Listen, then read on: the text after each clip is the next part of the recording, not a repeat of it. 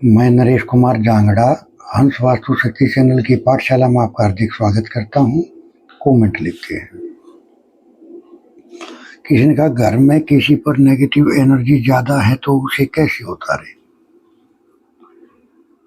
देखिए, इसके लिए हम एक बूस्टर तैयार करते हैं। अगर वो आप उसकी पॉकेट में रखते हो तो किया कराया जादू टोना बुरी नजर दोष चौराहे का कोई दोष लग गया हो तो ये उन सब नेगेटिविटी को भगा देता है। और साथ में आपको और क्या करना चाहिए, 2 नींबू लेने हैं, बिल्कुल येलो कलर के हो, ग्रीन ग्रीन दाग ना हो, यानी कच्चापन ना हो। वे जो नींबू है एक को रेड कलर कर दो। कैसे करोगे, सिंदूर लेकर उसमें गंगा जल मिलाकर पेस्ट बना लो गाढ़ा गाढ़ा और उससे उसका लेप कर दो। दूसरे नींबू को ब्लैक कर लो, आंखों में डालने वाले काजल से या किसी भी चीज से उसको ब्लैक कर लो और बच्चे के जो भी रोगी है उसके सर से एंटी क्लॉकवाइज 31 बार वार के, यानी 31 टाइम वार के, और उसको कहीं एकांत में डालकर और जहां किसी के आसानी से पैर ना पड़ते हो, या सरकारी डस्टबिन में डाल दो, वो उठाने वाले उठा ले जाते हैं। तो इस तरह से किसी ने कहा खैर की लकड़ी की जगह घरों के ऊपर भी करते हैं क्या। सर, ये आपका कमेंट मेरी समझ में नहीं आया, आपने कंप्लीट क्वेश्चन नहीं लिखा। तो देखो सर, खैर की लकड़ी का जो मैंने उपाय बताइए कर्जनाशक रेमेडी है और इसके लिए चरित्र से, आचरण से, विचारों से बिल्कुल शुद्ध और पवित्र रह के तब अगर आप इस रेमेडी को फॉलो करते हो तो बहुत अच्छे रिजल्ट आपको देखने को मिलते हैं और धीरे धीरे आप कर्ज के दलदल से निकलते चले जाओगे। जैसे जैसे मैंने वीडियो में बताया है आपको ऐसे ही करना है और प्रैक्टिकल जब करोगे तो सब कुछ आपके सामने होगा। किसी ने कहा ये रणमोचक मंगल का उपाय है क्या। हाँ सर, ये रणमोचक देखो सर, कर्ज को चढ़ाने वाले और कर्ज को उतारने वाले, कर्ज को उतारने में सक्षम हनुमान जी का ये बड़ा अचूक उपाय है। एक देखो, मंगलवार के दिन कभी भी किसी को कर्ज नहीं देना चाहिए। अगर कर्ज दे दिया तो वो वापस आने में बहुत बड़ी समस्याओं का सामना करना पड़ता है। प्लस में आप ये उपाय करके चलते हो तो आपके कर्ज उतरने में बहुत अच्छे रिजल्ट आपको मिलते हैं। किसी ने कहा मेरे घर के उत्तर पश्चिम के कोने में शेड बने हुए हैं और उसके नीचे वाटर टैंक बना हुआ है, वॉशिंग मशीन रखी है, सही है क्या। प्रॉब्लम हो तो बताएं। सर, ये तो प्रॉब्लम हो तो बताएं। सर, एक आपकी क्वेश्चन पे मेरे एक चीज याद आई। हमारे गांव में एक मिसाल है, मिसाल बोलते हैं कि एक औरत प्रेग्नेंट होगी, उसको बच्चा होने वाला था, तो अपनी सास से बोली कि माँ, जब मैं रात को सो जाऊं अगर मेरे को बच्चा होने वाला हो तो आप मेरे को उठा दियो। तो उसकी सास बोली बेटी मैं तेरे को क्या उठाऊंगी, तू तो पूरे पड़ोस को उठा देगी। तो सर प्रॉब्लम हो तो बताए। सर, प्रॉब्लम तो आप बताओगे, मैं क्या बताऊंगा। प्रॉब्लम तो आप फेस कर रहे होगे ना, तब तो मैं कुछ समाधान दूंगा। अब आपको कोई प्रॉब्लम ही नहीं है, जब समस्या नहीं है तो समाधान क्यों खोजना है।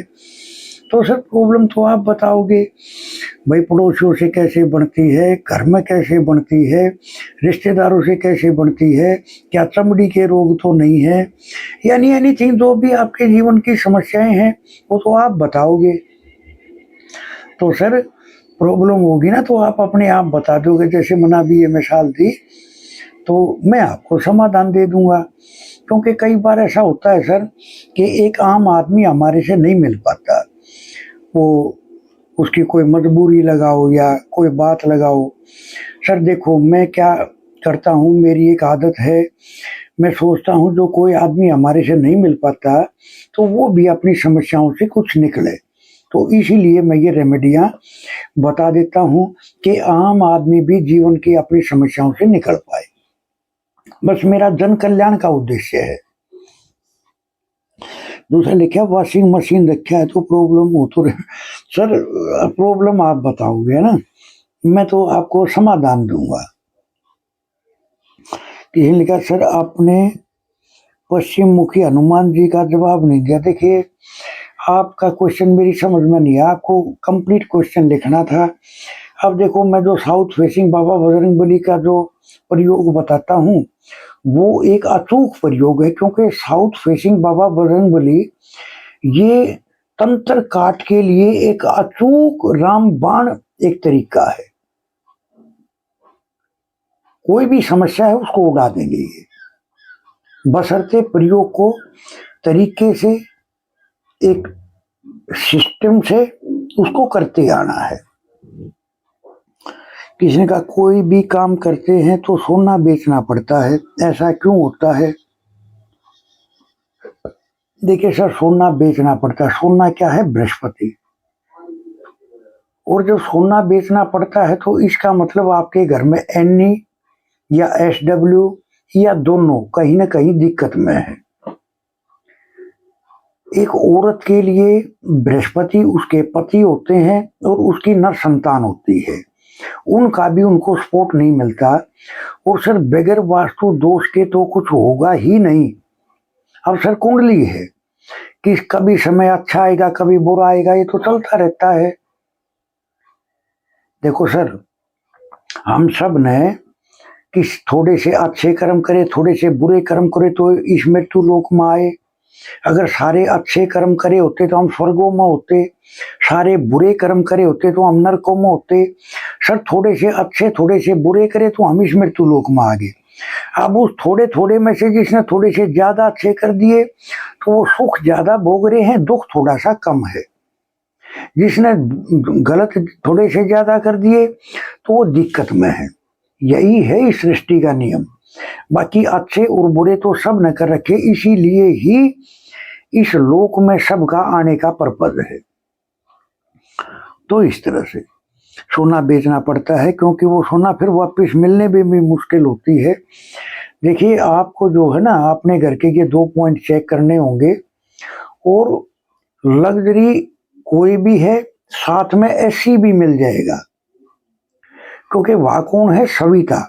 सविता को सोने से बहुत लगाव है, तो वहां भी कमी हो सकती है। आपके 3 पॉइंटों पे कहीं ना कहीं कमी है, जिसके कारण आपको ये समस्याएं आ रही हैं। अगर आपका नक्शा अगर आप दिखाते तो हम बता पाते कि कहाँ पंचर है और क्या करना चाहिए। वैसे मैं यही बोलूँगा कि अगर आपके घर का सोना बिकता है तो एक औरत को हमेशा अपने पति की रिस्पेक्ट करनी चाहिए, पति को हमेशा औरत की रिस्पेक्ट करनी चाहिए। दोनों को एक दूसरे की छोटी छोटी बातों का ख्याल करना चाहिए, यानी घर में प्रेम बना कर रखना चाहिए। जब दोनों का आपसी प्रेम का अभाव होता है तो माँ लक्ष्मी रुष्ट हो जाती है, जिसके कारण पैसे की दिक्कतों को फेस करना पड़ता है। तो आपको एक तरह से सपोर्ट करनी चाहिए एक दूसरे को। देखो सर मैं यहाँ एक चीज और कहना चाहूंगा, हर घर में जो वास्तु पुरुष होते हैं वो हमेशा एक ही अक्षर दोहराते रहते हैं। क्या? तथास्तु तथास्तु तथास्तु। सिर्फ यही अक्षर रिपीट करते रहते हैं। अब अगर हमारे घर में प्रेम का सामंजस्य होगा तो तथास्तु वो चीज बढ़नी शुरू हो जाएगी। अगर हमारे घर में लड़ाई झगड़े कलेश या हमारी सोच नेगेटिव होगी तो सर उनको तथास्तु से उनको बढ़ाते चलेंगे।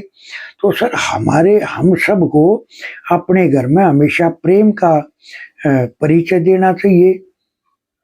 देखो सर यहाँ मेरे एक मिसाल याद आई कि एक के घर में एक दंत कथा है ये।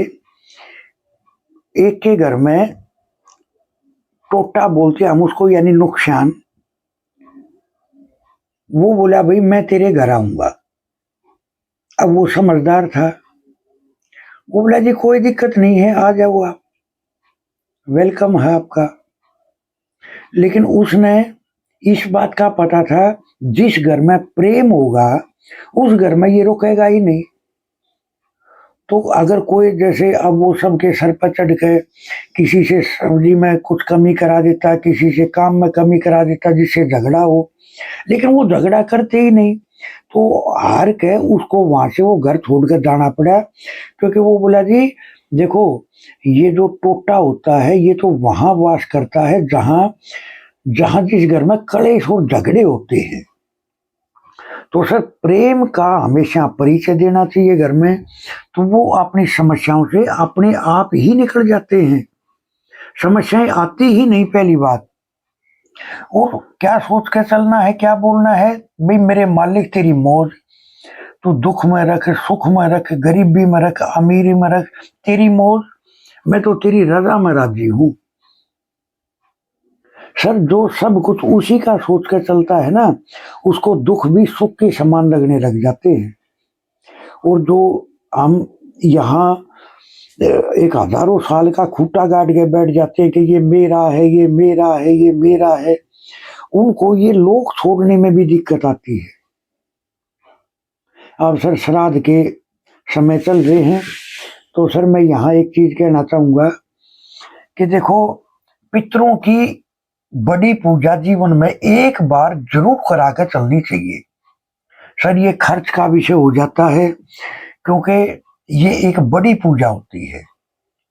5 पंडित 4 से 6 दिन का पूरा प्रोसेस होता है। ये वो पूजा करते हैं, वो 1.25 किलो साबुत सूखी डंडी वाली लाल मिर्ची का एक अनुष्ठान करते हैं, जिससे उसके घर की सारी नेगेटिविटी भाग जाती है और पॉजिटिविटी में कन्वर्ट हो जाती है।